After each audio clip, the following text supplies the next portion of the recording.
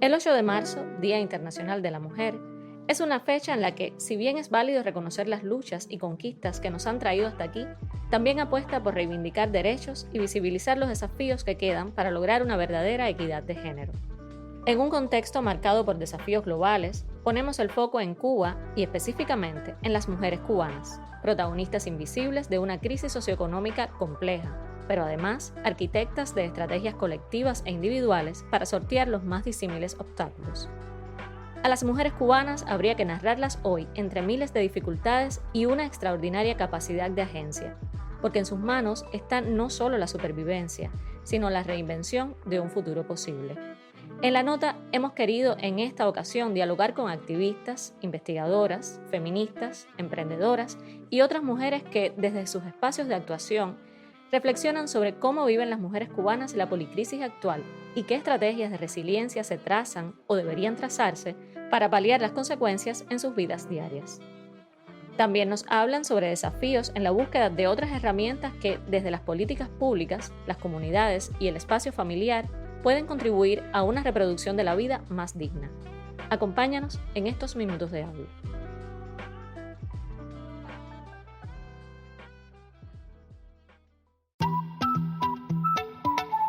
Les damos la bienvenida a La Nota, un podcast de la corresponsalía en Cuba del Servicio de Noticias de la Mujer de Latinoamérica y el Caribe, SEMLAC, que te mantendrá al tanto de los acontecimientos más relevantes y las historias que debes conocer desde una perspectiva de género y diversidad. Te ofrecemos una mirada profunda y equilibrada de los sucesos que moldean nuestro entorno, con énfasis en voces feministas y diversas, así como en el impulso de proyectos emprendedores liderados por mujeres en Cuba y otras latitudes. Únete a nuestro equipo mientras exploramos, reflexionamos y conectamos con la realidad desde un enfoque transformador. ¿Todo listo para tomar nota? Prepárate para pegar en tu agenda este post-it morado. Ya comenzamos.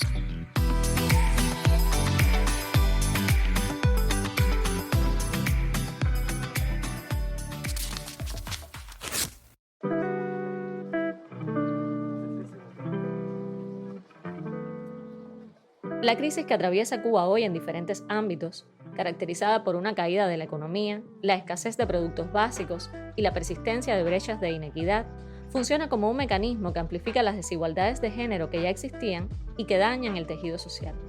Estudios desde el feminismo han demostrado que en contextos de colapso socioeconómico, las mujeres incrementan sus ya disímiles sobrecargas. Son ellas las que quedan al frente de la supervivencia cotidiana, acceso a los alimentos, cuidar de los demás y mantener la salud, en condiciones de austeridad extrema, mientras enfrentan, entre otras problemáticas, el tener que acudir a empleos inestables, mal remunerados y sin garantías de derechos básicos, como por ejemplo acceso a la seguridad social o condiciones dignas de trabajo. Podría afirmarse que la actual crisis cubana no solo profundiza la división sexual del trabajo, sino que convierte a las mujeres en amortiguadoras sociales de un sistema en tensión. Sobre ello reflexiona la filósofa Georgina Alfonso, directora del Instituto de Filosofía y referente en estudios de género en la isla, quien insiste además en que estas dinámicas coexisten con estrategias de resistencia que emergen como respuestas colectivas a la crisis, reconfigurando los límites entre lo público y lo doméstico.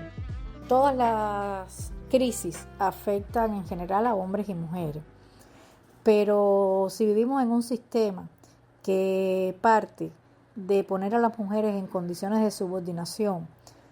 donde sobrecarga el trabajo de las mujeres sin reconocimiento social, como es el trabajo de cuidados, como es el trabajo de atención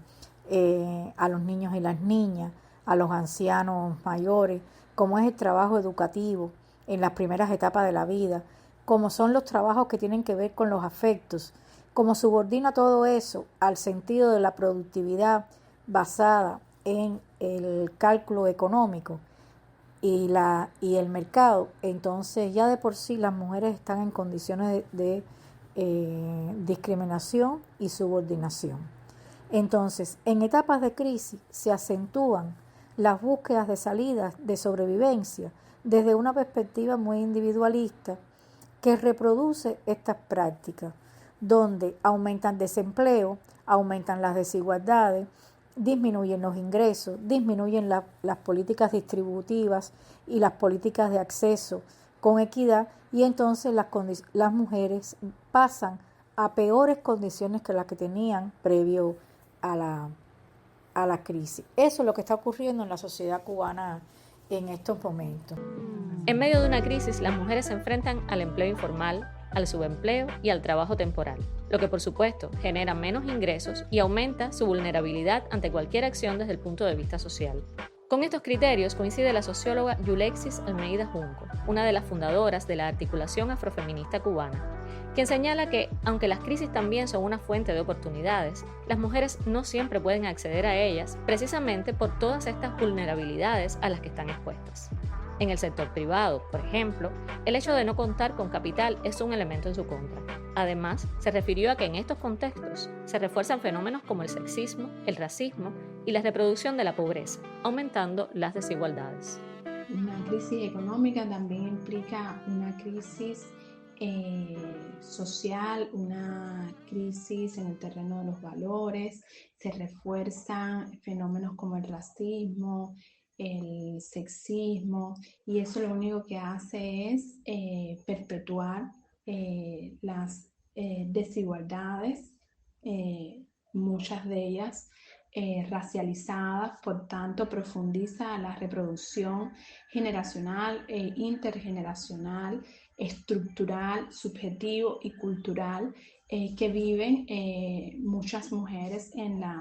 el contexto cubano actual. Y obviamente hay más limitaciones también desde las políticas para cortar estos procesos de reproducción de la pobreza, de reproducción generacional de la pobreza, de reproducción de el racismo. Es muy complejo y aquí los factores territoriales también juegan un papel importante. El tema de el acceso a la educación, la permanencia, el egreso, son factores que van a estar afectados porque sabemos que cada vez más las posibilidades de acceder y de permanecer y de egresar a la educación superior tienen un peso importante en el tipo de familia del cual provengan las personas. Depende mucho del nivel socioeconómico de la familia, depende mucho del capital cultural de las familias,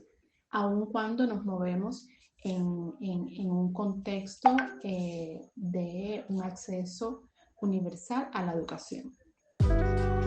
Entre los efectos de la crisis que menciona Matilde Molina Cintra, psicóloga y subdirectora del Centro de Estudios Demográficos de la Universidad de La Habana, se encuentran aspectos tan diversos como la pérdida o el peligro de derechos sexuales y reproductivos, las crisis migratorias y la reconfiguración familiar que esto conlleva. Este impacto afecta, sobre todo, a las personas mayores en una sociedad que ya es altamente envejecida, donde el 24,4% de su población tiene 60 años o más. Agrega que es crucial prestar atención a la estructura demográfica de la población y a las nuevas configuraciones familiares. Actualmente se observa un incremento en el número de hogares compuestos por personas mayores que viven solas, así como el fenómeno de mujeres mayores a cargo de otras mujeres mayores. Esta dinámica resalta la necesidad de políticas que aborden las particularidades de esta población vulnerable, garantizando su bienestar y derechos en un contexto de creciente desigualdad. Esta situación difícil que estamos viviendo afecta también el área de la salud sexual y reproductiva, a la mujer, a la pareja, en la planificación familiar. Por ejemplo, la carencia y déficit de métodos anticonceptivos hace que no haya una elección a partir de la mejor opción y de la decisión de la pareja de qué tipo de método emplear, y por lo tanto ahí de alguna manera pudiera estar expresándose un derecho sexual y reproductivo que no está ejercido plenamente. Este es uno de los efectos que tiene, que como ejemplo, ¿no?, de cómo esta situación, dada por la carencia de recursos, de insumos en la salud sexual y reproductiva, está afectando hoy a la mujer cubana. También estas condiciones socioeconómicas tienen un efecto sobre la migración, dado que hoy constituye esto un motivo para la salida de algunos miembros de las familias, lo que ocasiona un desmembramiento familiar y con ello un cambio en la estructura y la dinámica de las familias actuales. El cuidado es esencial para el mantenimiento de la vida, la reproducción social y el bienestar colectivo. Es el trabajo que no solo permite que vivamos, sino que también garantiza nuestra salud y el desarrollo de nuestras actividades cotidianas. Es el trabajo más importante, el que sostiene a las sociedades, sus economías, culturas y dinámicas. Así lo afirma la socióloga Magela Romero, coordinadora general de la Red Cubana de Estudios sobre Cuidados, quien alerta que en situaciones de crisis esta área se complejiza significativamente. Por ejemplo, estamos hablando de un contexto en que los constantes cortes energéticos, la escasez de medicamentos y de insumos que garantizan la higiene de los hogares y de las personas, las dificultades para acceder a apoyos técnicos que son tan importantes como las camas Fowler, las muletas, los culeros desechables, toallitas húmedas, los problemas también con el combustible que impactan directamente la transformación con una fuerte repercusión en los tiempos y las demoras que muchas veces también impactan esta realidad de los cuidados o las largas colas para comprar alimentos y el encarecimiento de las canastas básicas. Son algunos de los aspectos que hay que entender para entender cómo es un trabajo que se precariza, es un trabajo que se intensifica, es un trabajo que, digamos, marca las rutinas directas de aquellas personas que sostienen la vida y que sobre todo son las principales responsables de estas actividades dentro del hogar. Obviamente, cuando hablamos de esta crisis, estamos hablando de un impacto directo en las mujeres que han sido a lo largo de la historia quienes han asumido esta responsabilidad a partir de una distribución desigual del trabajo que se realiza a partir de la cultura patriarcal. Sobre el rostro femenino que aún tiene el cuidado, también llama la atención la psicóloga Carla Padrón Suárez, una realidad que considera atravesada por numerosos factores, entre ellos los mandatos sociales patriarcales. Las mujeres continúan en estados de dependencia económica total de sus parejas, de la familia o de cualquier otra persona que solvente estas necesidades económicas, debido al gran peso que tenemos las mujeres como las cuidadoras, las amas de casa, las madres que tienen que cuidar a los niños o a alguna persona con alguna necesidad de atención especial o dependencia, es decir, que estén en situación de discapacidad. Históricamente se nos ha delegado el rol de los cuidados y siempre se ha entendido que una mujer que pone por encima su satisfacción profesional, su superación académica, por encima de la familia es mal vista, por lo cual muchas mujeres se han sentido presionadas a seguir cumpliendo con este mandato social que es patriarcal, que es machista, que nos quiere anular como sujetas activas que tienen una participación social importante y por supuesto también una participación política. Por lo tanto, las mujeres en su mayoría van a estar sufriendo la dependencia económica y la satisfacción de sus necesidades va a estar muy latentes. Y ya estamos en Recuento Semanal, la sección que te pone al tanto de lo más actualizado en nuestra agenda. Esta semana fue noticia en nuestra web el lanzamiento el pasado 28 de febrero en La Habana de la campaña AIES, Adolescencias Libres de Violencias Machistas, que busca poner en primer plano deseos y aspiraciones de adolescentes que quieren vivir y permanecer en relaciones de género equitativas y justas. Coordinan esta iniciativa la Federación de Mujeres Cubanas y su Editorial de la Mujer, la Asociación Italiana COSPE y el Centro Martin Luther King en alianza con el Grupo Galfisa del Instituto de Filosofía y la Unión Nacional de Juristas de Cuba. La campaña forma parte de las acciones del proyecto No Más, Prevención y Respuesta a la Violencia contra las Mujeres en Cuba, cofinanciado por la Unión Europea en Cuba y es apoyada por el Fondo de Iniciativas Locales de la Embajada de Canadá en La Habana. Adolescentes como protagonistas, una visualidad y lenguaje fresco, diversión y creatividad se juntan en esta campaña de bien público que busca desmontar imaginarios machistas que sostienen las violencias de género en Cuba. Si quieres tener más detalles, pincha en la nota Ahí es, una campaña con pulso adolescente para frenar las violencias, que está en portada en nuestra web. ¿Por qué es importante contar con una estadística fiable y oportuna para atender la violencia de género? Para reflexionar en torno a esta interrogante crucial, Semblak invitó a 3 profesionales de diferentes áreas del conocimiento: la doctora en ciencias Clotilde Proveller Cervantes, socióloga y profesora de la Universidad de La Habana, además de coordinadora del grupo asesor de la Federación de Mujeres Cubanas para la Atención y Prevención de la Violencia de Género, la psicóloga Rachel Lambert Corrioso, máster en Estudios de Población, y la periodista Dixie Trinquete Díaz, doctora en Ciencias Demográficas, ambas profesoras del Centro de Estudios Demográficos de la Universidad de La Habana.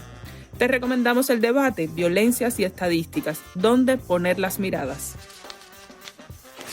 Y sobre violencia de género te traemos otra sugerencia, el artículo Violencia y acoso laboral hacia las mujeres, una mirada a los sectores agropecuario y azucareros, de la socióloga Yailin Rosales Sánchez, quien parte en su texto del hecho de que justamente uno de los ámbitos laborales donde se presenta con mayor complejidad este tipo de violencia es el agropecuario y azucarero,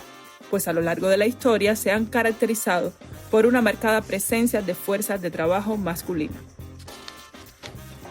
Las mujeres en la industria musical no solo luchan por ocupar espacios, sino que los transforman. En un sector tradicionalmente dominado por hombres, ellas enfrentan desafíos que van desde la invisibilización hasta los múltiples obstáculos para validar su talento, creatividad y liderazgo.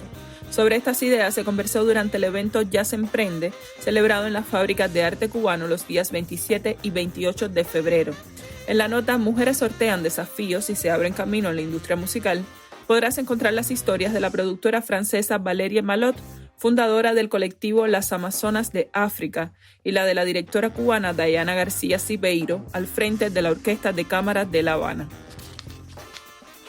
Y si de música se trata, previo al Día Internacional de la Mujer, el Festival Elleife Women trajo esta semana sus tradicionales talleres, temas como la inclusión de la mujer en el tres, un instrumento de la música cubana donde ellas se abren paso cada vez con más fuerza y derribando estereotipos. El Elleife Women reunió además artistas, académicas y emprendedoras cubanas para conversar sobre oportunidades, potencialidades y desafíos para el protagonismo de las mujeres en las industrias culturales y creativas. Del panel Mujeres que crean futuro, el potencial de las emprendedoras en las industrias culturales y creativas, que reunió el pasado 7 de marzo voces de 6 mujeres cubanas provenientes de diferentes ámbitos, también te traeremos detalles próximamente. Se celebró además el primer taller Mujeres Cubanas, Música y Poder, construyendo alternativas sobre la desigualdad de género en el escenario musical, los días 4, 5 y 6 de marzo en el Instituto Cubano de Investigación Cultural Juan Marinelo.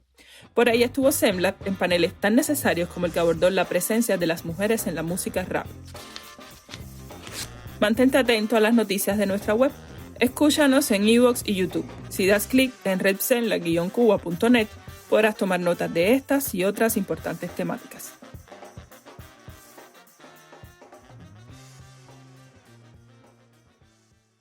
Si quieres estar al tanto de las últimas actualizaciones de nuestra web, este es el podcast para ti. No olvides seguirnos en nuestras redes sociales. Puedes encontrarnos en Facebook, Instagram, YouTube y Telegram buscando por Semblak Cuba. También puedes escuchar nuestro podcast en la plataforma de iVoox. No te olvides de usar las etiquetas, el post-it morado y la nota en tus publicaciones para que podamos ver tus comentarios y compartirlos con nuestra comunidad.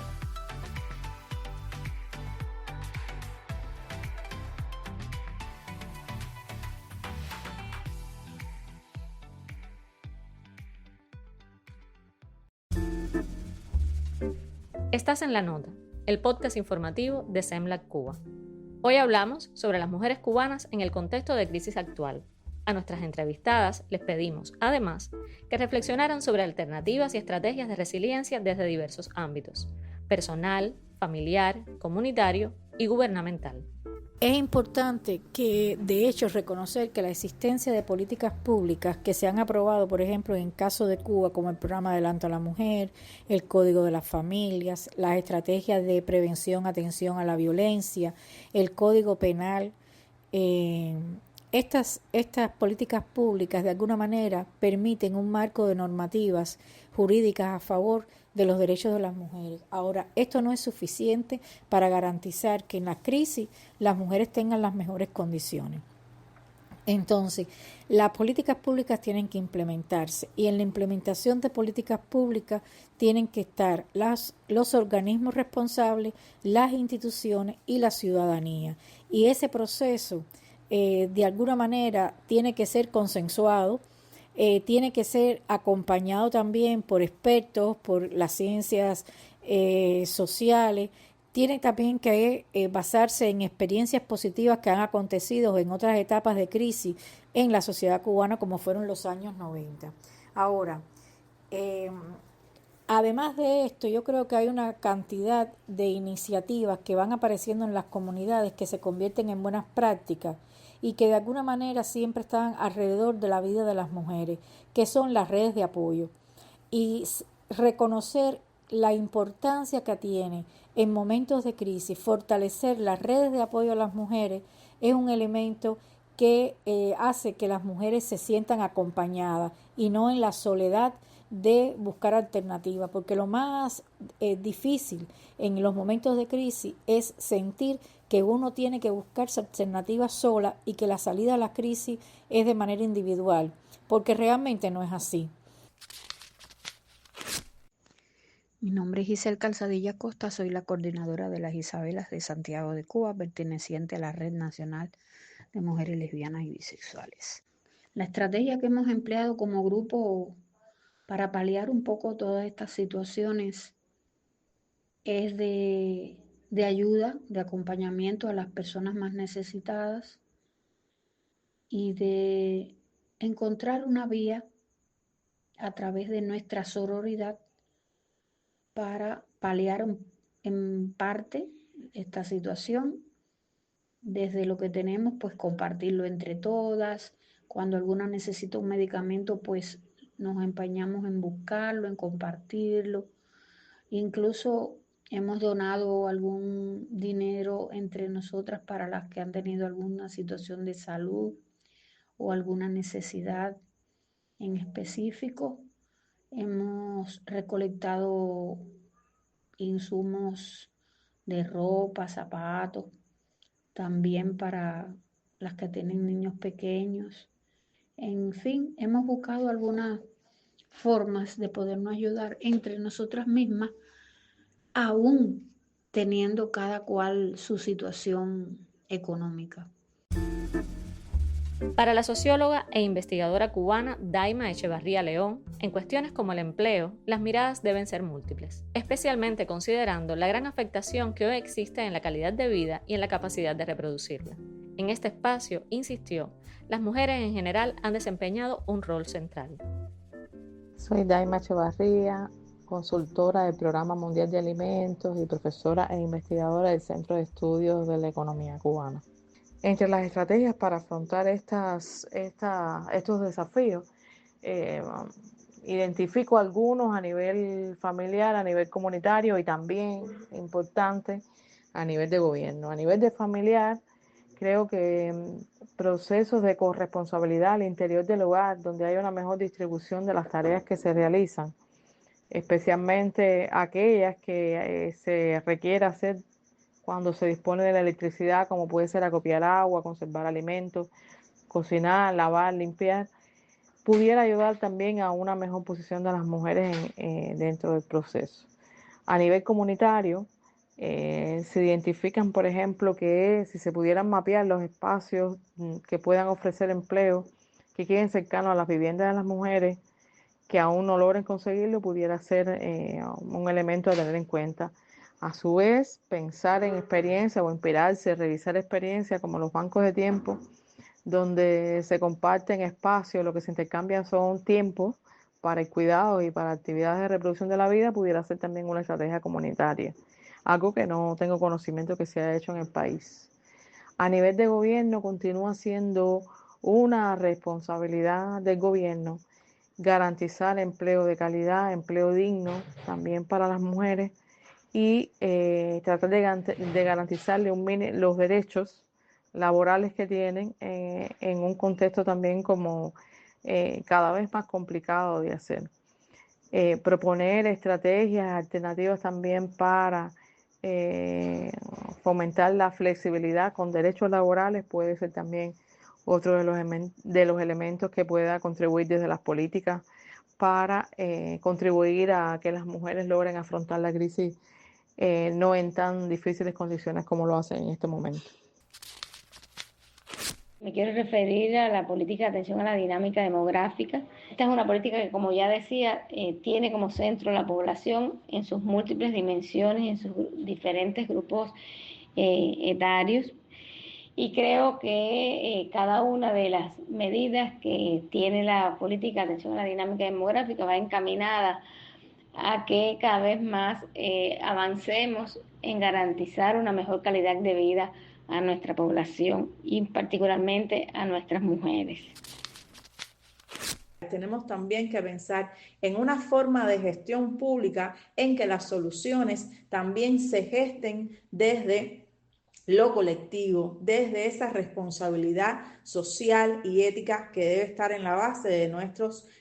actuares. De ahí que sea tan importante reconocer el cuidado como trabajo, como derecho, como un pilar central en el bienestar social, pero también que necesitemos de esas estrategias que permitan revalorizar ese trabajo, redistribuirlo y también representar los intereses de quienes cuidan con más fuerza. Por eso, ante la crisis, una de las alternativas más importantes que como país estamos desarrollando tiene que ver con la apuesta por la construcción y consolidación de un sistema nacional para el cuidado integral de la vida desde la ciencia, con un activo papel de la Red Cubana de Estudios sobre Cuidados que de conjunto con la subcomisión gubernamental nos hemos planteado la importancia de potenciar los servicios de cuidado, de trabajar en los cambios en las percepciones, en la cultura de los cuidados que tiene nuestra sociedad, de revitalizar aquellos servicios y alternativas que precedieron lo que hoy existe y que también cumplieron un papel importante en el logro de una mayor corresponsabilidad, ofrecer oportunidades al sector no estatal ante estas emergencias y que ellos también tengan las necesarias cuotas de responsabilidad social para evitar que sean tan acentuadas las brechas que existen hoy en el acceso a los servicios que se ofrecen en el mercado y también a servicios que tengan una mayor calidad. Entrelazar las políticas, los programas, los presupuestos que hoy existen también para garantizar que hay una mejor gestión de los recursos, pero también que funcionen esas alternativas y estrategias de forma más eficiente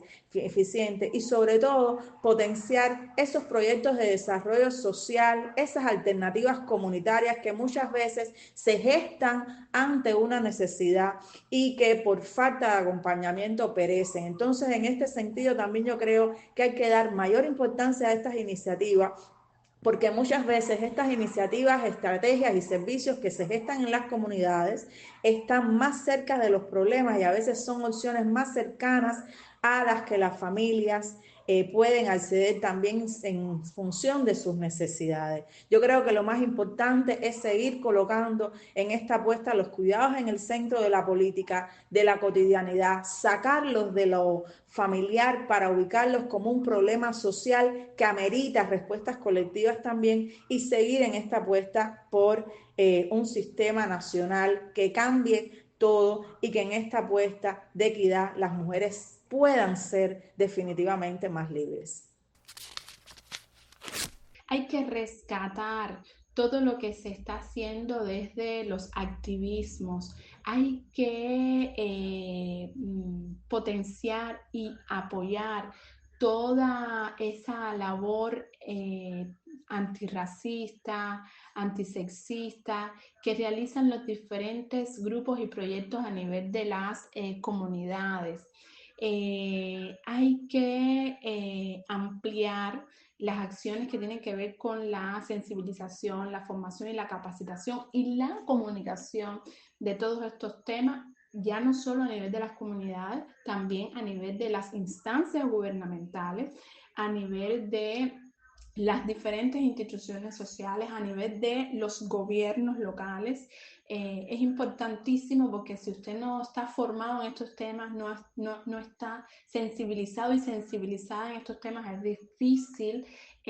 atender estas desigualdades y atenderlas desde una mirada interseccional, donde usted no esté mirando mujeres en plural, usted esté mirando realidades de grupos específicos de mujeres, donde hay que establecer políticas focalizadas en esas necesidades que permitan a los diferentes sectores de mujeres avanzar en las limitaciones que enfrentan en su día a día, unas históricas, otras coyunturales, otras que se han creado en las nuevas condiciones.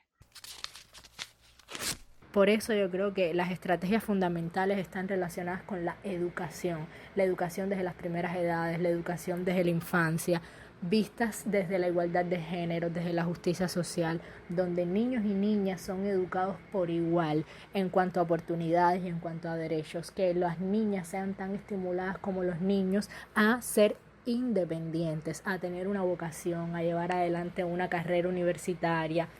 a buscar empleo, a que entiendan que ellas tienen tanto derecho como ellos a ser libres, a no depender de absolutamente nadie y que ellas mismas se pueden autoabastecer todas sus necesidades. Por lo tanto, yo creo que la estrategia iría por un lado desde la educación y por el otro lado desde un sistema que tenga una estructura que facilite y que favorezca la igualdad de oportunidades para todos y a todas, que en todo tipo de sector profesional, empresarial, tanto hombres como mujeres tengan la posibilidad de asumir un puesto de trabajo que esté, por supuesto, acorde a sus competencias y que no se nos evalúe o mida nuestra competencia por nuestro género. Quiero también convocar a un 8 de marzo para articularnos, para movilizarnos y para pensar de conjunto las salidas que las mujeres en Cuba le podemos dar y no a otras mujeres, acompañar a otras mujeres que se sientan solas, acompañar a comunidades que se han quedado abandonadas porque han migrado los jóvenes o han migrado los hombres y hay una mayoría de mujeres en edades avanzadas, acompañar a todos aquellos que van quedándose atrás, que van entrando y que van haciendo significativo en sus condiciones de vida, van siendo significativos las desigualdades. Y entonces yo creo que es un llamado en este 8 de marzo a que miremos al que se va quedando atrás y tendamos las manos para salir de esta crisis en unidad, para salir de esta crisis en solidaridad y para salir de esta crisis desde un posicionamiento de cooperación y de que la vida sea una vida realmente para todos y todos.